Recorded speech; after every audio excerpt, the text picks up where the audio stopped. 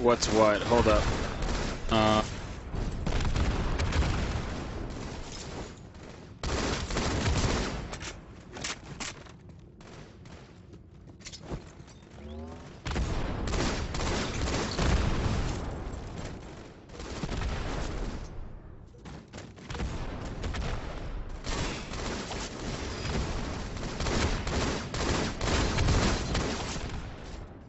And welcome back to the UGC20k. Here we're live from St. Louis, Missouri. Thank you so much for sticking with us through these late night rounds of FFA Bravo. Now joined by Walshy in the booth. We're in round 5 of the free-for-all now. These top amateur teams and even some professional players. Oh, nice job. Triple kill there from Arcanum. Looks across the map for the over. Not able to convert, though. But right now off to a big lead. I talked to him after his dominating win in that round 4 match, and he is feeling good. He said that he actually wanted to pad the stats a little more, but he decided to be nice. I think at one point he had double the score of 2nd place. So big stuff here from Arcanum. Nice shots once again. But Walsh, let's talk about some of the players that we have here left in round 5. Well, we have Arcanum, SUDDOTH 1, Ace, the global champion, Golden Girl, E-Rock, Suspector, Impulsion, and Kratos. All right, so yeah, lots of top names on this roster. Like we said, right on this game, excuse me. Like we said, you're on board with Arcanum right now. Once again, doubling the score of 2nd place as he has 10 excellent shots there. Oh my goodness, able to win that battle. That was over Ace, might I add. Amazing shots there as he tries to push up. Now 10 minutes left in the match. We'll stay on board with him till his next death, but continuing that trend of doubling the score of 2nd place. Still amazes me how steady his shot is. I'm guessing he plays at about 4 cents because he was able to turn down for that vertical battle. Yet, you can't tell in these long-range fights.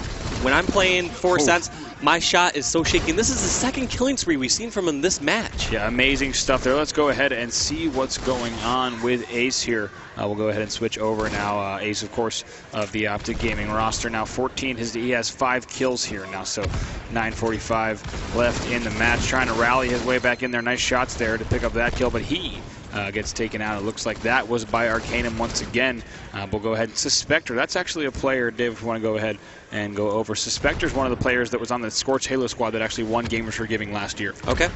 Yeah, I was about to mention that I was watching Ace on the side station earlier, and it just seemed like he was playing very cool and like almost reserved. Like he played in a back corner almost every single time. Didn't seem like he was pushing out the sides, but I want to see what Suspector's doing because he's a player, like you said. He won Gamers for Giving this last year.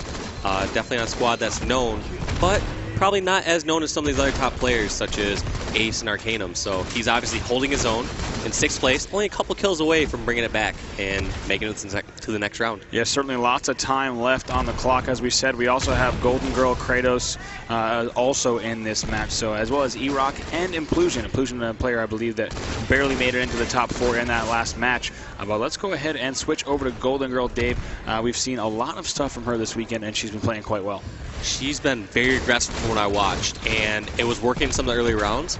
But it seems like maybe she's just getting outshot. We're going to have to see what's going wrong for this game. If it's bad spawns, if she's just charging a bit too much. Like right there, there was nothing she could do. And yeah, I mean, she almost pulled turning on that person and getting that 4th shot. But now 22-6, she'll be in the 7th place spot. Let's go ahead. Ace is right here on our other side of the screen. Now we'll see. We're with him off of the respawn. Ace, of course, we're expecting him to go far in this free-for-all now. Like we said, we're in round 5, so narrowed down to just a few players now, 23-10. He is holding on to the 4th place spot, though.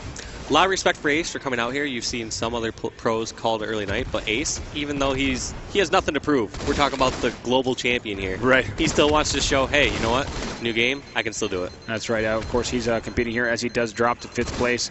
Looks like he's only down by 1 kill to that 4th place spot now. But let's check in with our friend Arcanum. He's been dominating now. He's up by 7 still, 25-18. And Dave, we talked a little bit about how Halo 2's midship free-for-all, of course, a legendary game time. Now Arcanum trying to finish this kill, turns, and he does get taken out there. But that was Golden Girl, I believe, turning that fight around against Arcanum.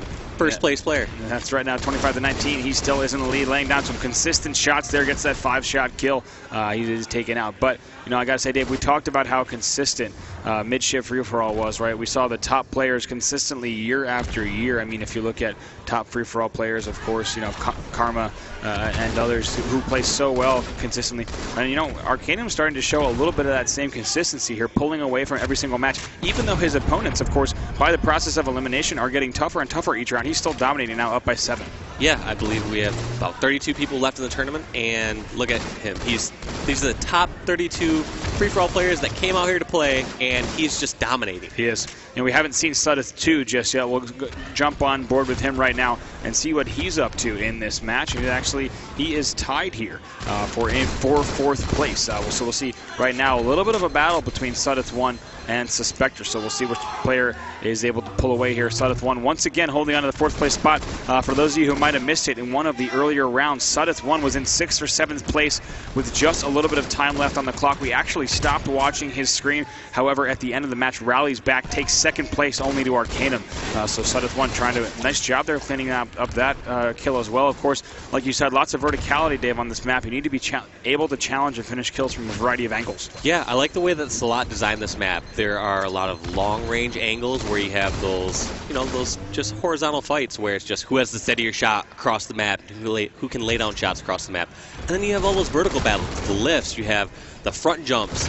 I really enjoy the design of this map, and I think we owe a big shout to Slot for creating such a great map for this event. Yeah, I've heard a lot of good feedback from players as well. Now, looks like 19 to 20, so 1 kill separating these two squads. Arcanum, of course, still in 1st, but SUDDOTH 1 rallying back and getting that 20th kill to get back into 4th place. As we scan the rest of the screens, it looks like Suspector is indeed tied for that 4th spot at 20 kills.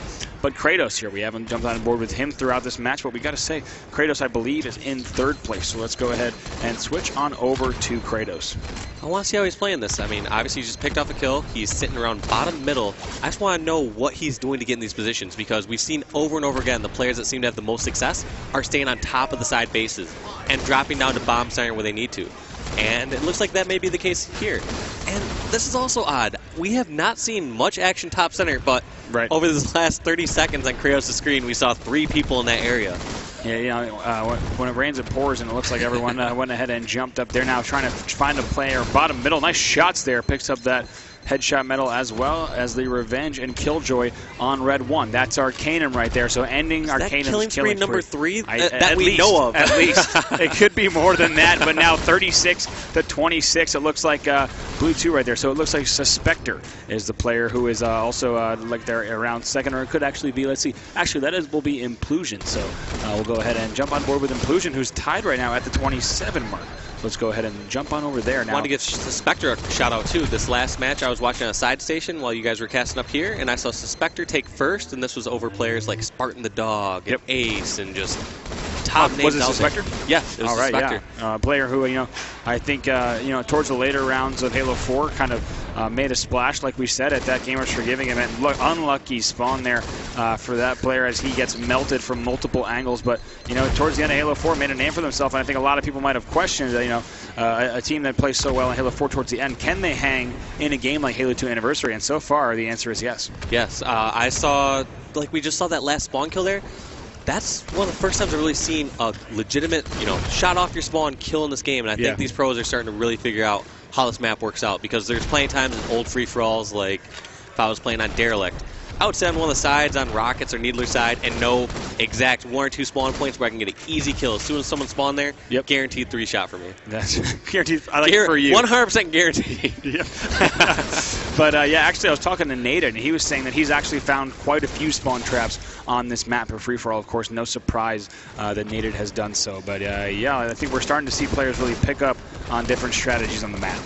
Yeah, they have to find out the small intricacies. It's what sets these pros apart, because if they can pick up that kill from time to time, those side bases, it's going to give some more consistency to this wild, crazy, lucky game we call free-for-all. That's right. Now Arcanum still in the lead with 41, and SUDDOTH 1 still in that 4th place spot, and it looks like Golden Girl now in 7th.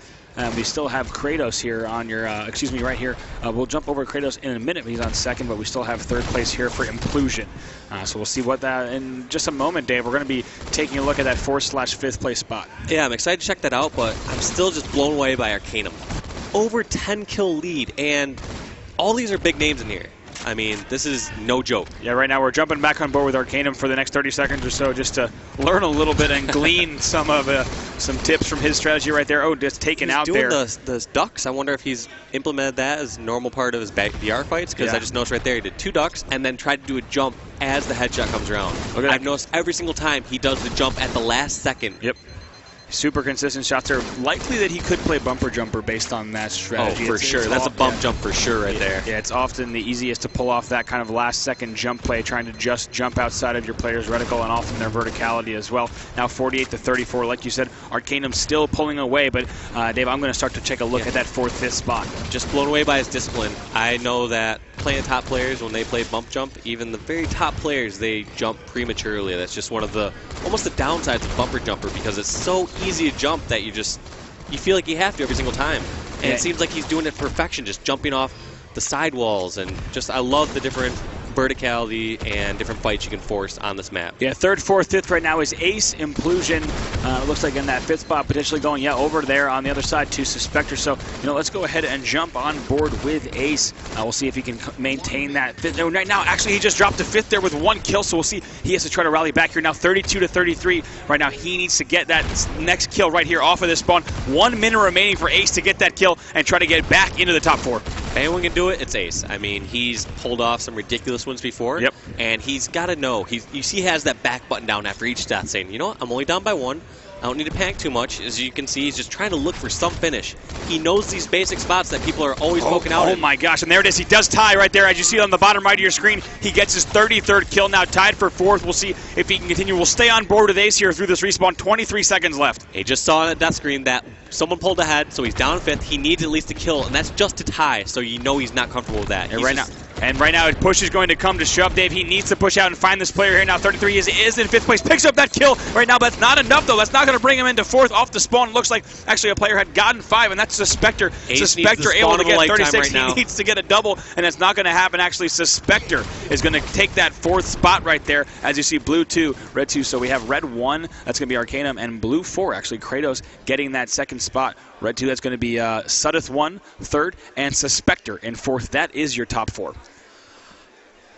I was going to say neck and neck at the very end there, but once again, Arcanum. He's dominating like this every single round, from my understanding. He has. I mean, what we've seen so far is Arcanum is here to put on a show, and I don't think he's messing around. I talked to him in the hallway, like I said, just before that match, and he wants to get his team the best seed that he can, and he's certainly doing everything he can. And we're going to see him here in round 6 in just a bit. And then actually we're going to have, I think, after this, we're going to have only 12 players left, so it's going to break down into 2 6-person free-for-alls. Top 4 are going to advance through those, and we're going to have our final top 8 coming up in just a bit. I'm excited to see who's going to get there. I'm already predicting Arcanum to be top 3 in the whole tournament, just after seeing that performance alone. Oh, definitely. I mean, when you see him rounding that 50 kill mark when no one else has hit 35, I mean, that's a statement. And just really consistent play from him. I think not only is he shooting well, but there's no doubt that he's making the right choices, right, and taking really good routes. And he's certainly identified the flow of this map. You can bet that he's been playing at home. Not just the routes, but just his positioning. Every single time he's moving around on the side of the map, you notice he'll start on the ground, because you notice a lot of different players, they think that, all right, I'm just going to get on the side ledge above and have the, the height advantage. But what he does is he sits on the ground, jumps up to that ledge, and then jumps off again. Right. Most people do not expect like that double jump, especially when you're just hitting that top at the peak jump. Yeah, he's been playing quite well, but of course SUDDOTH 1 is going to advance as well as Implosion and Suspector, so we'll see all of those players advancing through this tournament.